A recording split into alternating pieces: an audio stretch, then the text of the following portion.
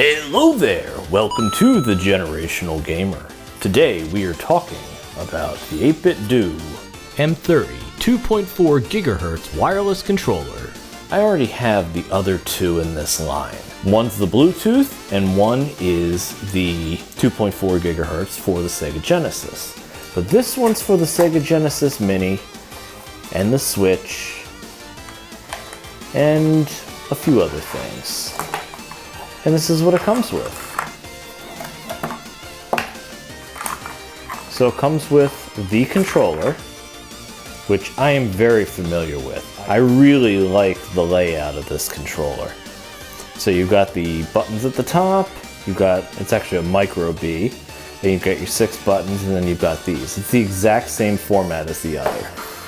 Now this is the Bluetooth one, and I have this one connected. I've had it connected to my Sega Genesis, my Mega SG, and also the MiSTer. This one is going to be along the same lines, but a Sega Genesis Mini, and I've got a plan to connect it to my Astro City. That'll be another video, so subscribe! So this is the dongle. It's a standard 2.4 GHz. This doesn't seem to do anything over here, as you can see. It looks like a button, but it's a standard 2.4 GHz that's directly associated with this. And then we've got the manual. Sega Genesis Mini and Mega Drive Mini and Switch. But I can assure you, it will work with the MiSTer. Let's give this a try on the Sega Genesis Mini 2. So it's a very simple process to set it up for the Sega Genesis Mini. You plug it in, turn it on, and you'll see it's blinking. Press the start button, boom, paired. So I am playing Street Fighter on the Sega Genesis Mini, just to prove it. You can see I'm actually using Street Fighter, and I'm fighting against Cammy. I am charging it now, but I've just got it plugged into a USB hub. It's not connected to my Sega Genesis Mini 2. So let's continue. Now I am a little rusty at this game, but I'm going to try to reuse major moves, like the Hadouken. I'm not able to do the uppercut anymore. I don't know why. I just struggle with it. My stupid old hands. But as you can see, the special moves are fine here, so let's go to something else. The menu button does take you to the menu, so let's go to the main title. So you can see everything. And how do you adjust the... Yeah, there you go. Now you can see the breakdown. Now let me choose a game that uses every button so you can see it. Now this game's badass. It's hard as hell, but it's also badass. I'd rather play this one with a 3-button controller. I haven't figured out how to make it so it thinks it's a 3-button. You see how complicated this can all be? Good lord! Shoot left, shoot right, and then you're using your special weapon, and then you're moving in these directions respectively. This game is very complicated, and that's damn good graphics for its day.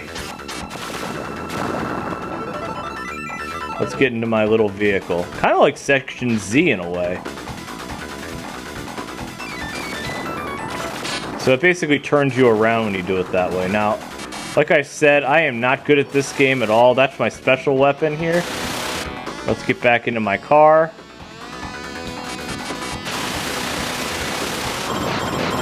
Alright, special weapon's the way to go. Now let's go. And we're on.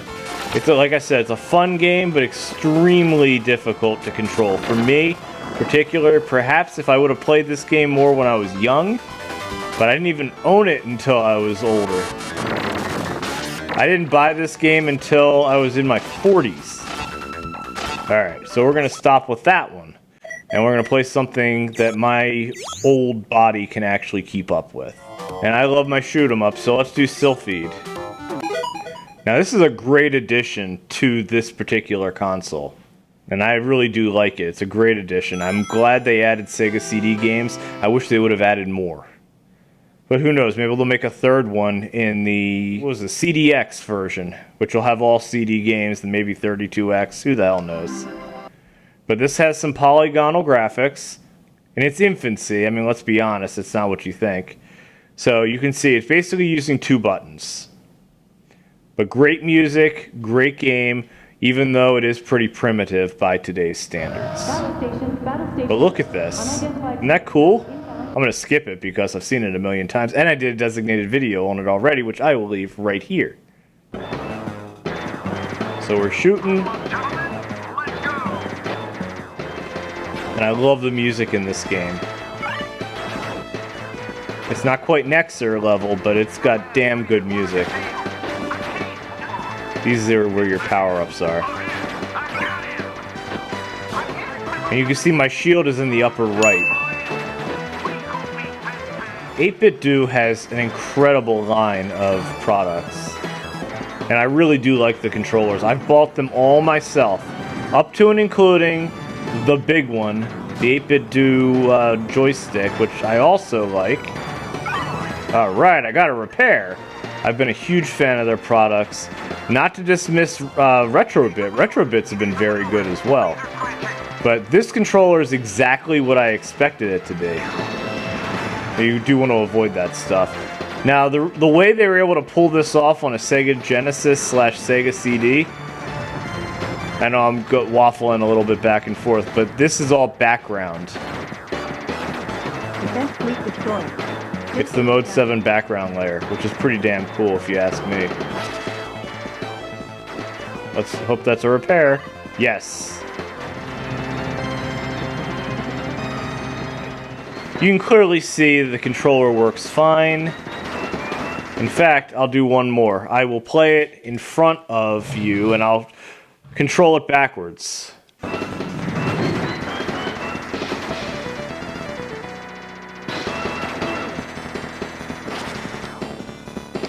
I'm pushing the wrong button, but it's okay. Now, if you've never seen that this game has a PS2 sequel, you definitely need to check that out. I have a video on that as well. Anyway, here, let me show you. Let's hit mode. And you can see there's little to no lag on here. I know that's what people normally are concerned themselves with, but you have to be really susceptible to lag to make that really a problem, you know? So, overall, I think this is exactly what I want it to be.